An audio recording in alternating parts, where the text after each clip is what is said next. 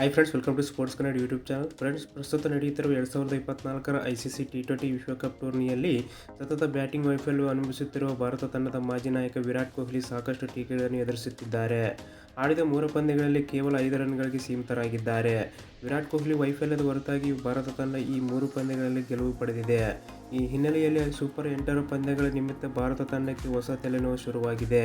ಹೌದು, ಇದೀಗ ವಿರಾಟ್ ಕೊಹ್ಲಿ ವೈಫಲ್ಯ ಅನುಭವಿಸುತ್ತಿರುವ ಕಾರಣ ಮುಂದಿನ ಪಂದ್ಯಗಳಲ್ಲಿ ಭಾರತ ತಂಡದಲ್ಲಿ ನಾಯಕ ರೋಹಿತ್ ಶರ್ಮಾ ಜೊತೆ ಯಶಸ್ವಿ ಜೈಸ್ವಾಲ್ ಇನ್ನಿಂಗ್ಸ್ ಆರಂಭಿಸಲು ಅವಕಾಶ ನೀಡಬೇಕೆಂಬ ಚರ್ಚೆಗಳು ನಡೆಯುತ್ತಿವೆ. ಆದರೆ ವೆಸ್ಟ್ ಇಂಡೀಸ್ ದಿಗ್ಗಜ ಬ್ರಿಯಾನ್ ಲಾರಾ ಈ ಬಗ್ಗೆ ತಮ್ಮದೇ ಆದ ಅಭಿಪ್ರಾಯವನ್ನು ವ್ಯಕ್ತಪಡಿಸಿದ್ದಾರೆ. ಅಷ್ಟೇ ಅಲ್ಲದೆ ಇಬ್ಬರು ಮುಂದಿನ ಪಂದ್ಯಗಳಲ್ಲಿ ಬಲವಾಗಿ ಕಮ್ಬ್ಯಾಕ್ ಮಾಡಲಿದ್ದಾರೆ ಎಂದು ತಿಳಿಸಿದ್ದಾರೆ. ಭಾರತ ತಂಡದಲ್ಲಿ ಇನ್ನಿಂಗ್ಸ್ ಆರಂಭಿಸಲು ಎಡಗೈ ಹಾಗೂ ಬಲಗೈ ಬ್ಯಾಟ್ಸ್ಮನ್ಗಳ ಆಯ್ಕೆಗಳಿವೆ. ಆದರೆ ಇದೀಗ ಭಾರತ ತಂಡದ ಇಬ್ಬರು ಶ್ರೇಷ್ಠ ಬ್ಯಾಟ್ಸ್ಮನ್ಗಳು ಇನ್ನಿಂಗ್ಸ್ ಆರಂಭಿಸುತ್ತಿದ್ದಾರೆ.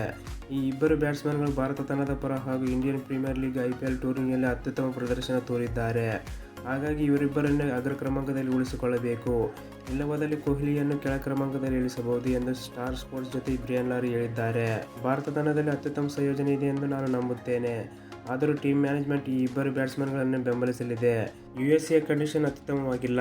ಹಾಗಾಗಿ ಅವರು ಇಲ್ಲಿಗೆ ಹೊಂದಿಕೊಳ್ಳಲು ಸ್ವಲ್ಪ ಹೆಚ್ಚಿನ ಸಮಯ ತೆಗೆದುಕೊಳ್ಳಬಹುದು. ಅಲ್ಲದೆ ಭಾರತ ತಂಡ ಸತತವಾಗಿ ಗೆಲುವು ಪಡೆಯುತ್ತಿದೆ. ಹಾಗಾಗಿ ಮುಂದಿನ ಪಂದ್ಯಗಳಿಗೂ ತಂಡದಲ್ಲಿ ಬದಲಾವಣೆ ಮಾಡುವುದಿಲ್ಲ ಎಂಬುದನ್ನು ನಾನು ನಂಬುತ್ತೇನೆ ಎಂದು ವೆಸ್ಟ್ ಇಂಡೀಸ್ ದಿಗ್ಗಜ ತಿಳಿಸಿದ್ದಾರೆ. ಓಕೆ ಫ್ರೆಂಡ್ಸ್, ಈ ವಿಡಿಯೋಗೆ ಒಂದು ಲೈಕ್ ಮಾಡಿ. ಇದೇ ಥರ ಇಂಟ್ರೆಸ್ಟಿಂಗ್ ವಿಡಿಯೋಗಳಿಗಾಗಿ ಚಾನಲ್ ಸಬ್ಸ್ಕ್ರೈಬ್ ಮಾಡಿ. Thank you for watching.